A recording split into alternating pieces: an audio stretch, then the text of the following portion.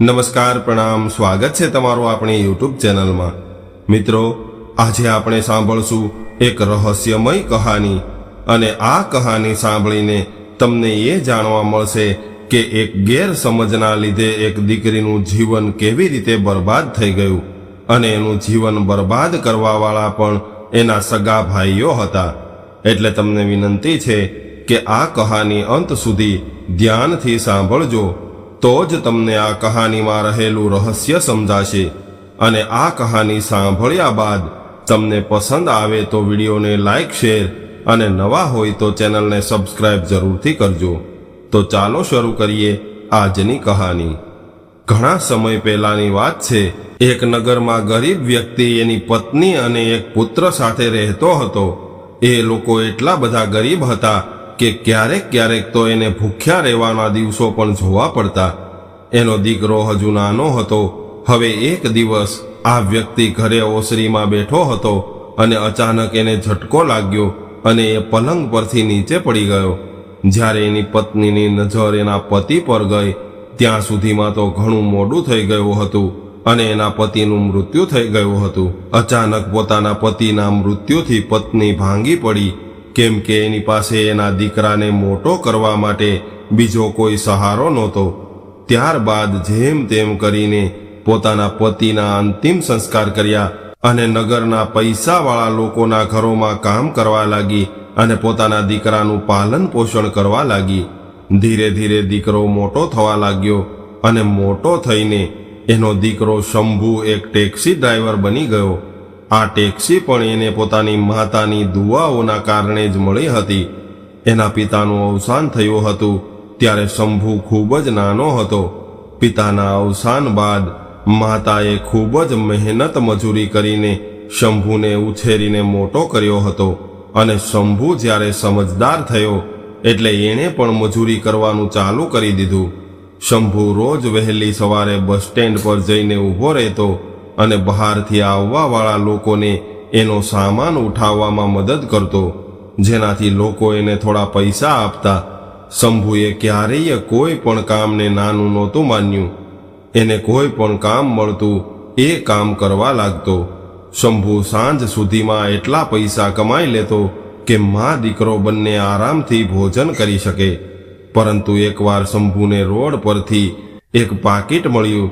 એ પાકીટમાં ઘણા બધા પૈસા જોઈને એ ખૂબ ખુશ થઈ ગયો અને ઘરે આવીને એની માને કહ્યું કે માં, આજે ભગવાને આપણી પ્રાર્થના સાંભળી લીધી છે અને ભગવાને આપણને મદદ કરી છે। ત્યારે એની માએ પૂછ્યું કે શંભુ બેટા, એવું શું થઈ ગયું છે કે તું આટલો બધો ખુશ થયો છો? ત્યારે શંભુએ પેલું પાકીટ એની માતાના હાથમાં આપ્યું અને કહેવા લાગ્યો કે માં, આમાં 2 લાખ રૂપિયા છે અને આ પાકીટ આજે મને રોડ પરથી મળ્યું છે।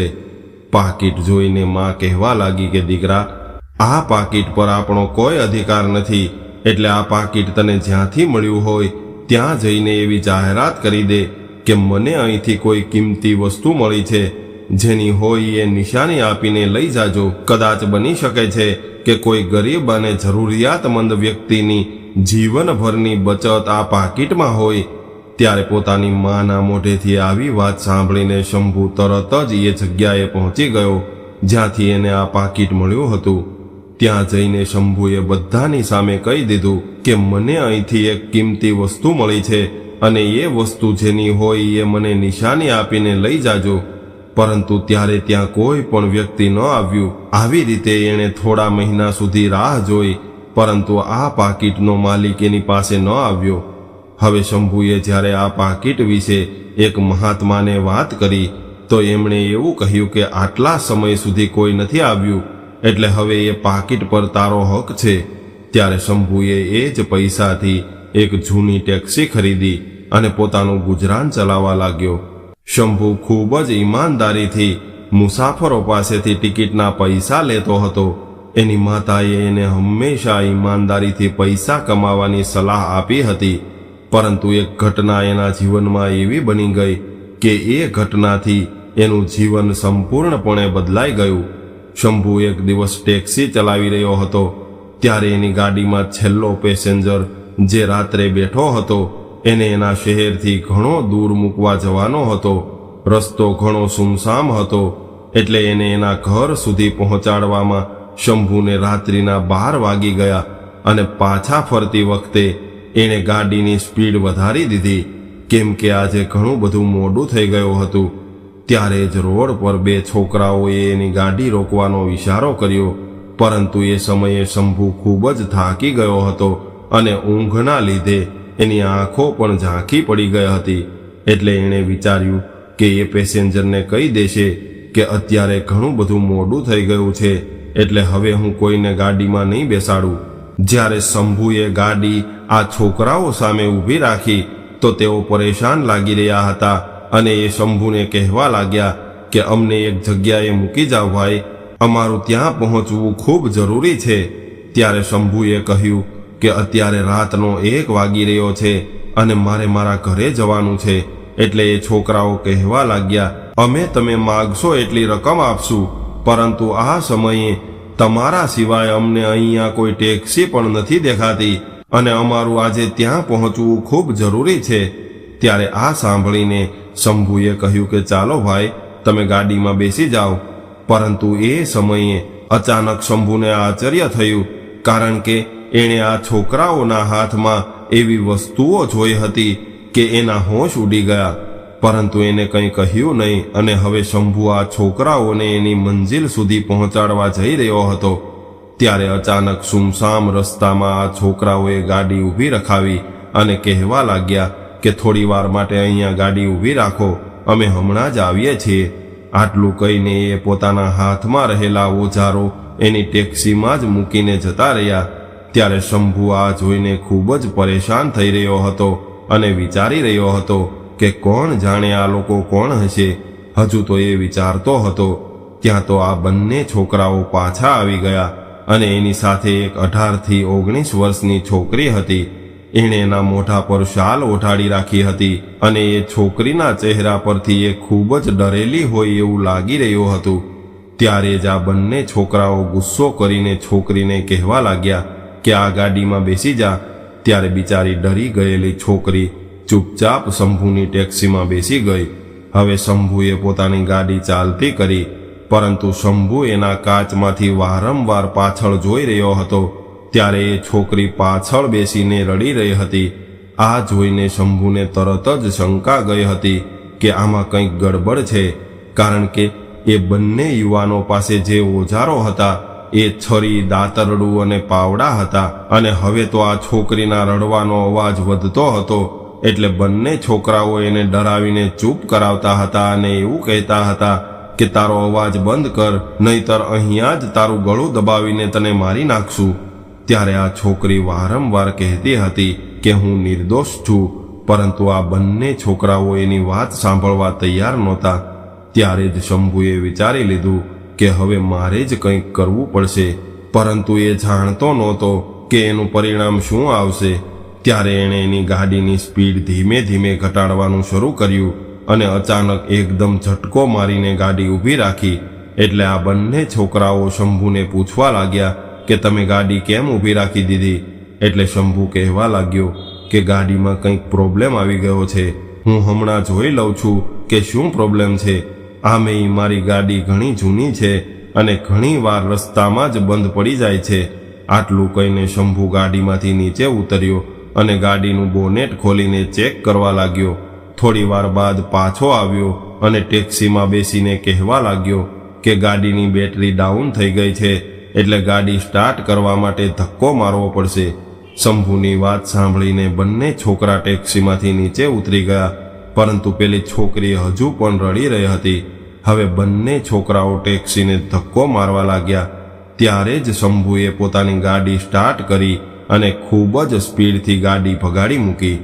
શંભુને ભાગતો જોઈને બંને છોકરાઓ બૂમો પાડવા લાગ્યા, પરંતુ શંભુએ એનું કંઈ પણ સાંભળ્યું નહીં અને ખૂબ જ સ્પીડમાં ગાડી આગળ વધારવા લાગ્યો. એ રસ્તો આમ પણ સુમસામ હતો, એટલા માટે રસ્તો ખુલ્લો હતો અને ત્યાં બીજી કોઈ ગાડી મળે એમ હતી નહીં કે જેનાથી આ છોકરાઓ શંભુનો પીછો કરી શકે. હવે ગાડીમાં બેસેલી છોકરી આ બધું જોઈને પહેલા તો ચૂપ થઈ ગઈ, પરંતુ ત્યારબાદ ગભરાઈ ગઈ અને કહેવા લાગી કે તમે આટલી બધી સ્પીડથી ગાડી કેમ ભગાવી રહ્યા છો.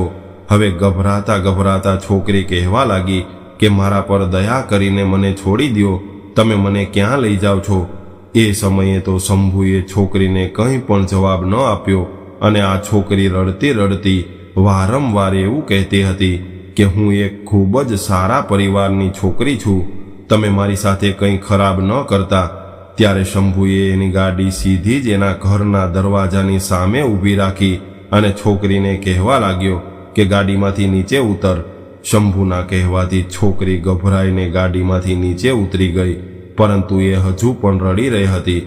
ત્યારબાદ શંભુએ પોતાના ઘરનો દરવાજો ખખડાવ્યો એટલે એની માએ દરવાજો ખોલ્યો અને પોતાના દીકરાની સાથે એક યુવાન છોકરીને જોઈને એ પણ હેરાન રહી ગઈ.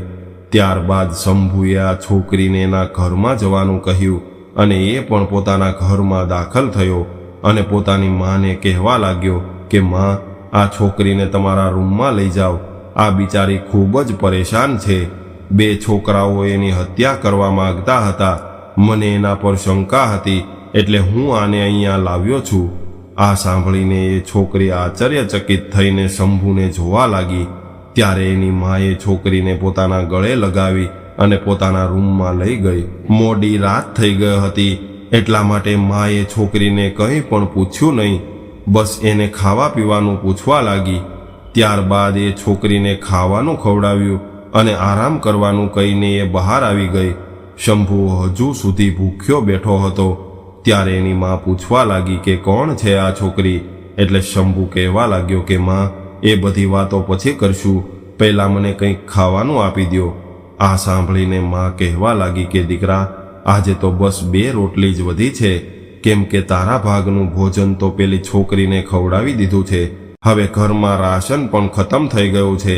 આ સાંભળીને શંભુ કહેવા લાગ્યો કે માં, તમે ખૂબ સારું કામ કર્યું છે, કેમ કે એ બિચારી પહેલાથી જ ગભરાયેલી હતી અને એને આ સમયે તારી જરૂર હતી. ત્યારે શંભુની માં કહેવા લાગી કે દીકરા, હવે તું શું ખાઈશ?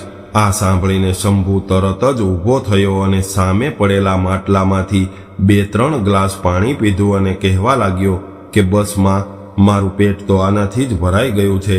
બીજા દિવસે શંભુ જ્યારે રાત્રે પાછો ઘરે આવ્યો ત્યારે એની માને પૂછવા લાગ્યો કે માં, તમે પેલી છોકરીને પૂછ્યું કે નહીં કે એ કોણ છે? એટલે માં કહેવા લાગી કે એ છોકરી એક સીધી સાદી અને શરીફ છોકરી છે, પરંતુ એક ઘટનાએ આ છોકરીની જિંદગી બરબાદ કરી નાખી છે. ત્યારબાદ શંભુની માતાએ જણાવ્યું કે આ છોકરીનું નામ રેણુકા છે અને જે 2 છોકરાઓ રેણુકાને લઈને ગયા હતા એ એના સગા ભાઈઓ હતા. રેણુકાએ એવું કહ્યું છે કે એ જે ગામમાં રહેતી હતી એ ગામની સૌથી સુંદર છોકરી રેણુકા હતી. એ ગામની મહિલાઓ નહેરમાંથી પાણી ભરીને પોતાના ઘરે જઈ રહી હતી.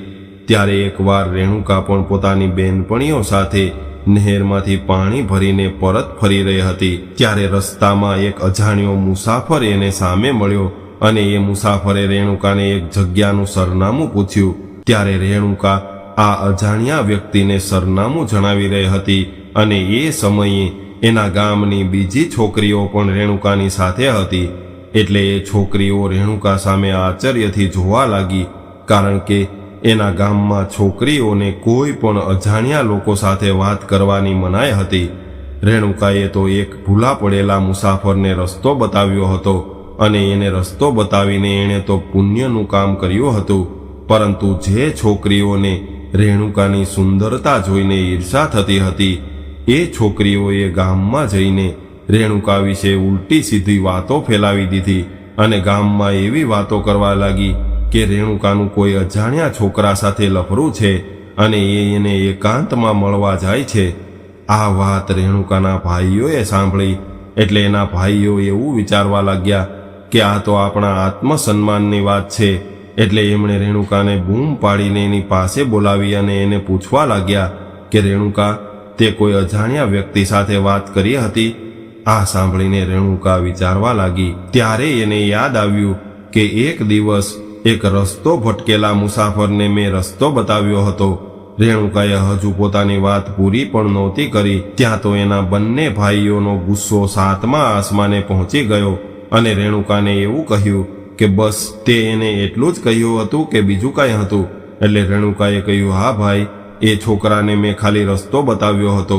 ત્યારે રેણુકાના ભાઈએ ગુસ્સામાં આવીને રેણુકાને એક થપ્પડ મારી દીધી અને કહેવા લાગ્યો કે તે અમને આખા ગામમાં મોઢું બતાવવા લાયક નથી રહેવા દીધા.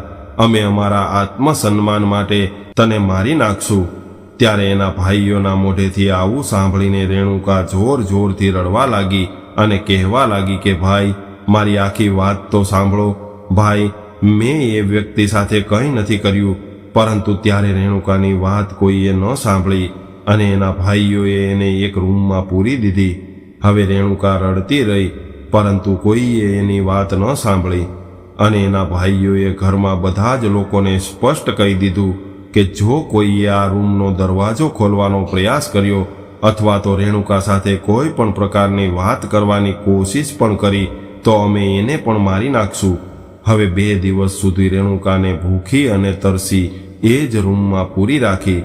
2 દિવસ પછી એના પિતા શહેરમાંથી પાછા આવ્યા તો હંમેશની જેમ સૌથી પહેલા એણે પોતાની લાડકી પુત્રી રેણુકાને બૂમ પાડી.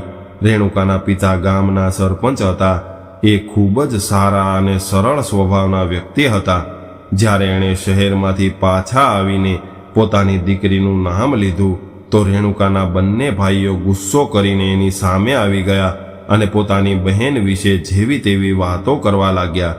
જ્યારે રેણુકાના પિતાએ આ સાંભળ્યું એટલે એ તરત જ કહેવા લાગ્યા કે નહીં દીકરા, આવું ક્યારેય શક્ય ન બને.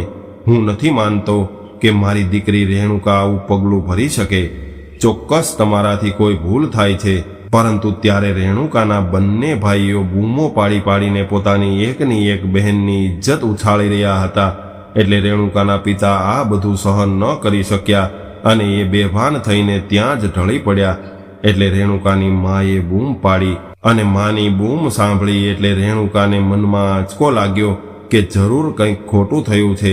ત્યારે રેણુકા જોર જોરથી બૂમો પાડીને એના પિતાને બોલાવવા લાગી અને કહેવા લાગી કે પિતાજી, મેં કંઈ નથી કર્યું. આ બધું ખોટું છે અને આ મારા વિરુદ્ધ કોઈએ બનાવેલું ષડયંત્ર છે. પોતાની દીકરી વિશે આ બધું સાંભળીને એના પિતાને એટેક આવ્યો હતો. એટલે તાત્કાલિક એમ્બ્યુલન્સ બોલાવીને એને સારવાર માટે શહેરની હોસ્પિટલમાં એડમિટ કર્યા અને એના ભાઈઓ એવું કહી રહ્યા હતા કે આજે અમારા પિતાજીની આવી હાલત રેણુકાના કારણે થઈ છે. ત્યારબાદ એના બંને ભાઈઓએ મનમાં નક્કી કરી લીધું હતું કે બસ હવે અમે અમારી બહેનને જીવતી નહીં છોડીએ. ત્યારબાદ એમણે પ્લાન બનાવ્યો અને એવું નક્કી કર્યું કે રેણુકાને કોઈ વેરાન વિસ્તારમાં લઈ જઈએ અને ત્યાં જ મારીને દાટી દઈએ. પરંતુ એની છેલ્લી ઘડીએ શંભુ આવ્યો અને રેણુકાને બચાવી લીધી. જ્યારે માએ શંભુને આ વાત જણાવી એટલે શંભુ પણ આશ્ચર્યચકિત થઈને આંખો ખોલીને પોતાની માની વાતો સાંભળી રહ્યો હતો અને વિચારી રહ્યો હતો કે માત્ર ને માત્ર એક ગેરસમજના કારણે કેવી રીતે આ છોકરીની જિંદગી બરબાદ થઈ ગઈ. રેણુકાનું કહેવું એવું હતું કે શંભુ જ હતો કે જેને ભગવાને મારી મદદ કરવા માટે મોકલ્યો હતો. જો છેલ્લી ઘડીએ શંભુ ન આવ્યો હોત તો કદાચ આજે હું પણ જીવતી ન હોત. મારા ભાઈઓએ મને મારીને ક્યાંક દફનાવી દીધી હોત.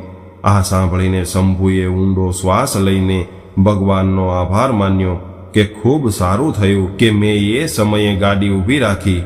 હવે આ છોકરી શંભુના ઘરે રહેવા લાગી. શંભુની માં એને પોતાની દીકરી જેવો પ્રેમ કરવા લાગી હતી. એની સાથે સુખ દુઃખની વાતો કરતી અને થોડા દિવસોમાં એ છોકરી એની સાથે ભળી ગઈ હતી. પરંતુ જ્યારે પણ શંભુ રાત્રે ઘરે આવતો ત્યારે એ એક રૂમમાં કેદ થઈને રહી જતી અને આમ પણ એક જ ઘરમાં આવી રીતે રહેવું યોગ્ય નહોતું. એટલા માટે રેણુકાના સ્વભાવને જોઈને શંભુની માતાએ રેણુકાને પૂછી લીધું કે દીકરી રેણુકા, મારે તને એક વાત પૂછવી હતી. એટલે રેણુકા કહેવા લાગી કે માં, તમે તો મારી માં જેવા છો, એટલે તમારે જે પૂછવું હોય એ પૂછી લ્યો ને. ત્યારે શંભુની માતાએ પૂછ્યું કે રેણુકા, જો તને મારો દીકરો શંભુ પસંદ હોય તો હું તારી સાથે મારા દીકરાના લગ્ન કરાવવા માંગુ છું. દીકરી, જો તને પસંદ હોય તો જ કહેજે, તારા પર કોઈ પણ પ્રકારનું દબાણ નથી. ત્યારે રેણુકાએ હા પાડી. એટલે શંભુની માતાએ શંભુને પોતાની પાસે બોલાવ્યો અને કહેવા લાગી કે શંભુ, દીકરા, હવે તારા લગ્નની ઉંમર થઈ ગઈ છે અને આ છોકરી પણ ખૂબ જ સારા સ્વભાવની અને ખૂબ જ પ્રેમાળ છે, એટલે મારી એવી ઈચ્છા છે કે તારા લગ્ન રેણુકા સાથે કરાવી દઉં. તારા માટે આનાથી સારી છોકરી ક્યાંય નહીં મળે. શંભુએ આજ સુધી ક્યારેય પોતાની માની કોઈ પણ વાત ટાળી નહોતી, એટલે શંભુએ હા પાડી અને થોડા દિવસ બાદ શંભુ અને રેણુકાના વિવાહ કરી દીધા અને ધીરે ધીરે સમય વીતવા લાગ્યો. શંભુ અને રેણુકા બંને એકબીજા માટે ખૂબ સારા જીવનસાથી સાબિત થયા હતા અને રેણુકાએ એના આખા ઘરની જવાબદારી પોતાના પર ઉઠાવી લીધી હતી. એ પોતાના સાસુની ખૂબ સારી રીતે સેવા કરતી હતી. જ્યારે શંભુ કામ પરથી થાકીને ઘરે આવતો એટલે સીધો જ પોતાની મા પાસે જતો અને રેણુકા પણ એના માટે પાણીનો ગ્લાસ અને ખાવાનું લઈને શંભુ પાસે આવી જતી અને ત્રણેય સાથે મળીને ભોજન કરતા અને સાથે બેસીને આખા દિવસની વાતો કરતા. આવી રીતે સમય પસાર થવા લાગ્યો. હવે શંભુના ઘરે એક દીકરાનો જન્મ થયો અને ધીરે ધીરે સમય વીતવા લાગ્યો. એના લગ્નના 7 વર્ષ થઈ ગયા હતા. આ 7 વર્ષના ગાળામાં એ બંનેમાં ક્યારેય પણ લડાઈ ઝઘડો નહોતો થયો અને ન ક્યારેય શંભુએ રેણુકાના ભૂતકાળ વિશે જાણવાની કોશિશ કરી હતી. એક દિવસ શંભુ કામ પરથી ઘરે પાછો આવ્યો ત્યારે ખૂબ જ થાકેલો હતો. એની તબિયત પણ થોડી સારી નહોતી, એટલા માટે ખાવાનું ખાધા બાદ એ તરત જ સૂઈ ગયો. અડધી રાત્રે રેણુકાના અવાજથી એની આંખો ખુલી ગઈ. એણે અચાનક ઊભા થઈને જોયું તો રેણુકા બેસીને ધ્રુસકે ધ્રુસકે રડી રહી હતી. આ જોઈને શંભુ પરેશાન થઈ ગયો અને રેણુકાને પૂછવા લાગ્યો કે શું થયું રેણુકા, તું આટલું બધું કેમ રડી રહી છે? ત્યારે રેણુકાએ પહેલાં તો રડતા રડતા કશું નથી થયું એવું કહીને ના પાડી અને પછી કહેવા લાગી કે શંભુ, મને મારી મા અને પિતાજીની યાદ આવી રહી છે. કેટલા વર્ષો વીતી ગયા છે પરંતુ મેં મારા માતા પિતાને જોયા પણ નથી. કદાચ મારા ભાઈઓએ મારી સાથે આ બધું ન કર્યું હોત તો આજે હું મારા માતા પિતાની સાથે રહેતી હોત. રેણુકાની વાત સાંભળીને શંભુ વિચારવા લાગ્યો કે ખરેખર માતા પિતાની ગેરહાજરી તો દરેકને મહેસૂસ થાય છે. 7 વર્ષથી રેણુકા પોતાના માતા પિતાથી દૂર હતી, એટલે થોડો વિચાર કરીને શંભુએ રેણુકાને આશ્વાસન આપ્યું અને એને વચન આપ્યું કે હું તને તારા માતા પિતા સાથે મુલાકાત જરૂર કરાવીશ. તું ચિંતા ન કરતી અને તું અત્યારે સૂઈ જા. એના પતિની વાત સાંભળીને રેણુકા સૂઈ ગઈ. હવે બીજા દિવસે શંભુ પોતાના કામ પર નહોતો ગયો, પરંતુ કામની જગ્યાએ શંભુ બીજા ગામમાં ગયો હતો જ્યાં રેણુકાના માતા પિતા રહેતા હતા. રેણુકાના પિતાજી એ ગામના સરપંચ હતા અને જ્યારે શંભુ ગામમાં પહોંચ્યો ત્યારે એ ગામની પંચાયત ભરેલી દેખાણી, જ્યાં ઘણા બધા લોકો બેઠા હતા અને સામે બેસીને સરપંચ કોઈ વિષય પર વાત કરી રહ્યા હતા. ખૂબ જ સારો માહોલ હતો. ત્યારે શંભુ પણ ત્યાં જઈને બેસી ગયો. ત્યારે જ 2 છોકરાઓ એના પિતાની પાસે આવીને ઊભા રહી ગયા, જે આજથી 7 વર્ષ પહેલા શંભુની ગાડીમાં આવીને બેઠા હતા. કદાચ આ બંને રેણુકાના ભાઈઓ હતા, પણ અહીંયા બેસેલા સરપંચોમાંથી રેણુકાના પિતા કોણ હતા એ શંભુ નહોતો જાણતો. ત્યારે જ આ બંને છોકરાઓ એની બંને બાજુ આવીને ઊભા રહી ગયા, એટલે શંભુ રેણુકાના પિતાજીને ઓળખી ગયો. રેણુકાના પિતા ખૂબ જ કમજોર અને બેચેન લાગી રહ્યા હતા. એની આંખોમાં એક ઉદાસી હતી, જાણે એની કોઈ કિંમતી વસ્તુ ખોવાઈ ગઈ હોય. એની હાલત જોઈને શંભુને ખરેખર એના પર દયા આવી ગઈ અને વિચારવા લાગ્યો કે કદાચ એની આવી હાલત રેણુકાના કારણે જ થઈ હશે. ત્યારે જ રેણુકાના પિતાની નજર શંભુ પર ગઈ, એટલે એમણે હાથ ઊંચો કરીને શંભુને પોતાની પાસે બોલાવ્યો. ત્યારે શંભુ પહેલા તો ગભરાઈ ગયો, કારણ કે જો એ ઊભો થઈને આગળ વધ્યો હોત તો ચોક્કસ પેલા બંને છોકરાઓએ એને ઓળખી લીધો હોત અને પછી એની સાથે કંઈ પણ થઈ શકતું હતું. એટલે આગળ આવતા પહેલા શંભુએ કહ્યું કે સરપંચજી, મારે તમારી પાસેથી મારા જીવનની ગેરંટી જોઈએ છે. હું આશા રાખું છું કે તમારા ગામમાં હોવાથી મારા જીવને કોઈ પણ પ્રકારનો કોઈ ખતરો નહીં થાય. આ સાંભળીને રેણુકાના પિતા કહેવા લાગ્યા કે હું આ ગામનો સરપંચ છું અને મારી હાજરીમાં અમારા મહેમાનને કોઈ પણ નુકસાન નહીં પહોંચાડી શકે. એટલે તમે આવીને મને જણાવો કે તમે અહીં કયા કામથી આવ્યા છો. ત્યારે શંભુ ઊભો થયો અને સરપંચ સામે આવીને બેસી ગયો. એટલે પેલા બંને છોકરાઓ શંભુ સામે જોઈ રહ્યા હતા. 7 વર્ષમાં થોડા ઘણા ચહેરાઓ બદલાયા હતા, પરંતુ ટૂંક સમયમાં જ એ બંનેએ શંભુને ઓળખી લીધો. ત્યારે રેણુકાના બંને ભાઈઓ તરત જ પોતાના પિતાને કહેવા લાગ્યા કે પિતાજી, આ માણસ અમારી બેન રેણુકાને. હજુ તો એ બંને આટલું બોલ્યા ત્યારે જ એના પિતાએ એને ચૂપ કરાવી દીધા અને તેઓ શંભુને કહેવા લાગ્યા કે ભાઈ, તું મને એ જણાવ કે તું અહીંયા અમારા ગામમાં શા માટે આવ્યો છો અને તું કોણ છો? આ સાંભળીને શંભુએ ઊભા થઈને એક નજર ગામના લોકો પર નાખી અને પછી ખૂબ જ નમ્રતાથી કહેવા લાગ્યો કે સરપંચજી, મને અહીંયા વાત કરવી એ યોગ્ય નથી લાગતું અને હું એવું ઈચ્છું છું કે હું મારી વાત તમને એકાંતમાં જણાવું. આ સાંભળીને સરપંચના કહેવાથી પંચાયત પૂરી કરી દેવામાં આવી અને રેણુકાના પિતા શંભુને એની સાથે લઈને ઘરે આવતા રહ્યા. ઘરે આવીને શંભુને એની બેઠક રૂમમાં બેસાડીને પૂછવા લાગ્યા કે બોલ છોકરા, તું શું કહેવા માંગે છે? એ રૂમમાં શંભુ અને રેણુકાના પિતા એકલા જ હતા અને ત્યારબાદ શંભુએ રેણુકાના પિતાજીને શરૂઆતથી અંત સુધી બધું જ જણાવી દીધું કે કેવી રીતે એક રાત્રે 2 છોકરાઓ એને મળ્યા હતા અને એ આ દિવસ હતો અને આ તારીખ હતી, અને પછી કેવી રીતે એણે એક છોકરીનો જીવ બચાવ્યો. બાદમાં એ છોકરીએ જણાવ્યું કે એના પર આવા ખોટા આરોપો લગાવવામાં આવ્યા હતા. આ બધું સાંભળીને રેણુકાના પિતા એક પળ માટે તો ધ્રુજી ઉઠ્યા અને એ કંઈક વિચારમાં પડી ગયા. એને તો કદાચ પોતાની દીકરીની યાદ આવી ગઈ હતી. એ કંઈક કહેવા માંગતા હતા પરંતુ કહી ન શક્યા. જ્યારે શંભુએ કહ્યું કે સરપંચજી, તમને ખબર છે કે એ છોકરી કોણ હતી? એ છોકરી તમારી દીકરી રેણુકા હતી, જે હવે મારી પત્ની તરીકે મારા ઘરમાં સન્માનજનક જીવન જીવે છે. આ શબ્દો સાંભળીને રેણુકાના પિતાએ વેદનાથી શંભુ તરફ જોયું અને કહેવા લાગ્યા કે એનો મતલબ એ છે કે મારી દીકરી હજુ જીવતી છે અને એ તારી સાથે રહે છે, પરંતુ મારા છોકરાઓએ તો મને એવું કહ્યું હતું કે મારી દીકરી જેને પસંદ કરતી હતી એની સાથે જ એ ભાગી ગઈ છે. મને તો મારા દીકરાઓએ એવું કહ્યું હતું કે મને એટેક આવ્યો અને તેઓ મને દવાખાને લઈ ગયા. ત્યારે પાછળથી તકનો લાભ લઈને રેણુકા ઘરેથી પોતાના પ્રેમી સાથે ભાગી ગઈ હતી. હું તો એવું વિચારીને પરેશાન થઈ રહ્યો હતો કે કોણ જાણે મારી દીકરી અત્યારે કેવી હાલતમાં હશે. હું તો રોજ ભગવાનને પ્રાર્થના કરીને મારી દીકરી માટે ખુશી માંગતો રહ્યો અને મારી દીકરી મને આ હાલતમાં છોડીને જતી રહી.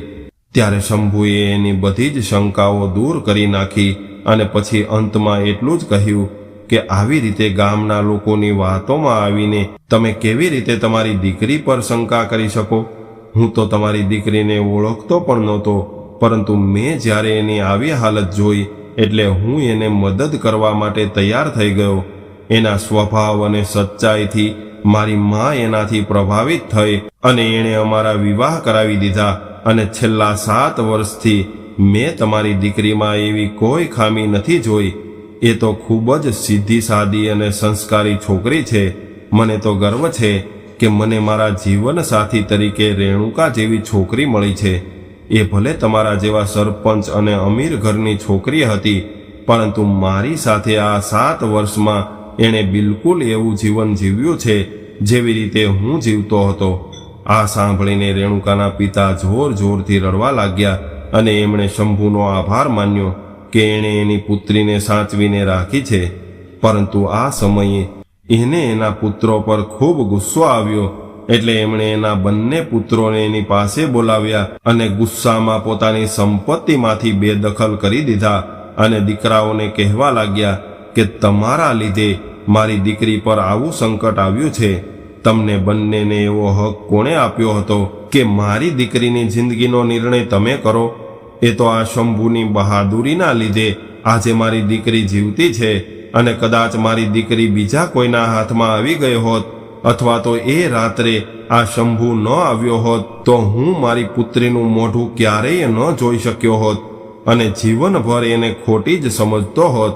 એ રાત્રે શંભુ પોતાના ઘરે ગયો એટલે હંમેશાની જેમ રેણુકા પાણીનો ગ્લાસ લઈને એની પાસે આવી પરંતુ સામેનું દ્રશ્ય જોઈને એ ગ્લાસ એના હાથમાંથી નીચે પડી ગયો, કારણ કે એની સામે એના પિતા ઊભા હતા અને સાથે શંભુ પણ ઊભો હતો. પોતાના પિતાને સામે ઊભેલા જોઈને રેણુકાને પોતાની આંખો પર વિશ્વાસ ન થયો અને એ દોડીને પોતાના પિતા પાસે ગઈ અને ગળે લાગીને જોર જોરથી રડવા લાગી. ઘણા વર્ષોની વેદના હતી જે આંખોમાંથી નીકળી રહી હતી, પરંતુ હવે બધી જ ગેરસમજ ખતમ થઈ હતી અને રેણુકા શંભુ સામે જોઈને એનો આભાર વ્યક્ત કરવા લાગી. તો મિત્રો, આજની વાર્તા તમને કેવી લાગી કોમેન્ટ કરીને જરૂર જણાવજો અને પસંદ આવી હોય તો વિડીયોને લાઈક, શેર અને નવા હોય તો ચેનલને સબસ્ક્રાઇબ જરૂરથી કરજો. હર હર મહાદેવ.